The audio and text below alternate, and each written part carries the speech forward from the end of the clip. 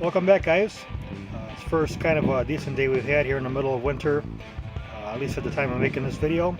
So this would be a good time to put on mud flaps. I actually got these for Christmas, but again, first decent weather day I've had where I've got some time to do this. This is a 2-pack set. You can see the part numbers. This is supposed to be a no drill, so the install should be quite simple. It probably shouldn't take a whole lot of time, so I'm just going to hit some of the highlights. WeatherTech's a good brand from what I understand, made in USA. I don't need to be the infomercial, you guys can check them out for yourselves. So I'm starting to lose some daylight here. We're going to get started. So I'm in this place just north of Chicago, and we get this stuff called snow. I'm sure some of you guys don't get that down south or know what that is, but we get a lot of it up here. And although you don't see the snow here anymore, you see what's kind of left of it. This was previously caked, and you know, picking up salt and debris and stuff from the road. So I want to protect this a little bit better and make it so I'm not slipping on the steps, and just protect the side and the rockers and stuff of the truck. So that's why we're putting these on. All you really need to do to start this is just kind of give it a little bit of a quick clean. It doesn't need to be perfect. You're not using any kind of adhesive or nothing like that where it's got to be super detailed. Just kind of clean the area a little bit.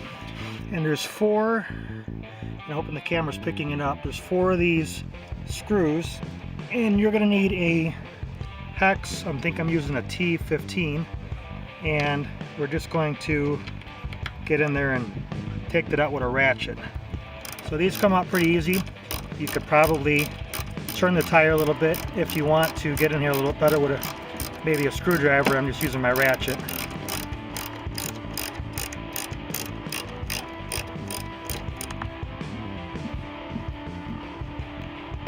Once you get all 4 of these out, just put them somewhere safe with your bit. We'll just give it another quick little wipe now that the screws are out. Take your mud flap, make sure you got the right side. Do a quick little line up here so your holes are right where you took the screws out. There's additional screws up here, you don't need to mess with those, you can leave those alone, they go all the way up and around. You just need these bottom 4 that I took out.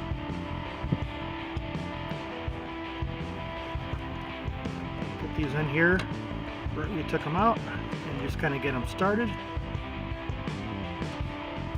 And do that for all 4 of them. Other 2 ready here.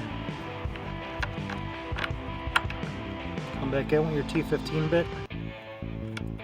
Snug them, don't crank them. They weren't real cranked when you took them out.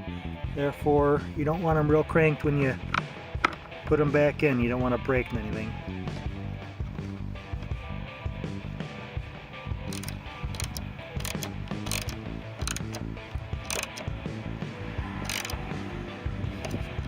And see if I can get the camera to get a little bit better light.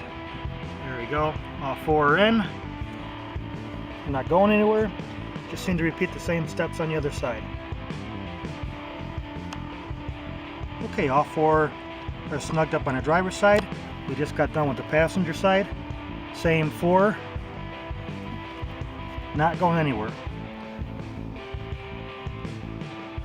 And again, the truck's filthy. It's still winter, but that's what they look like. So we've moved on to the rear, and it's pretty much a identical process. We're just going to clean this up a little bit.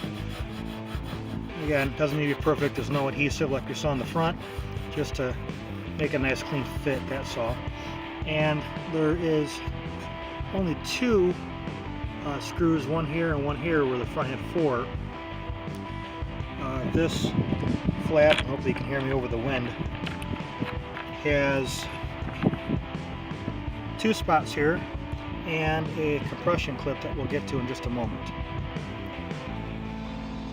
As you can see, quarters here are a little bit tighter between the rear wheel and where there's a rat. This truck has a lift kit on it, so you know, like the distance here is a little bit greater than a truck that doesn't have it. You can get in here with your ratchet okay, with your Torx split just like it did in front. Again, it's just a little bit tight, but doable. You're not going to be able to get in here with a screwdriver, whereas the front, even though we use the ratchet, you could probably turn the wheel and certainly get a screwdriver in there. So just something to keep in mind when you have this. If you can't get in there, you're probably going to need to use some kind of U-joint or swivel on your ratchet to get both of these out.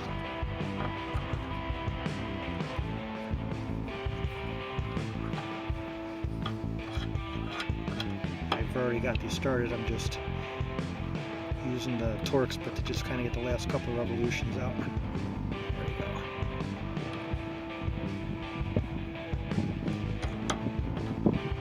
Once you get them out, put those off to the side.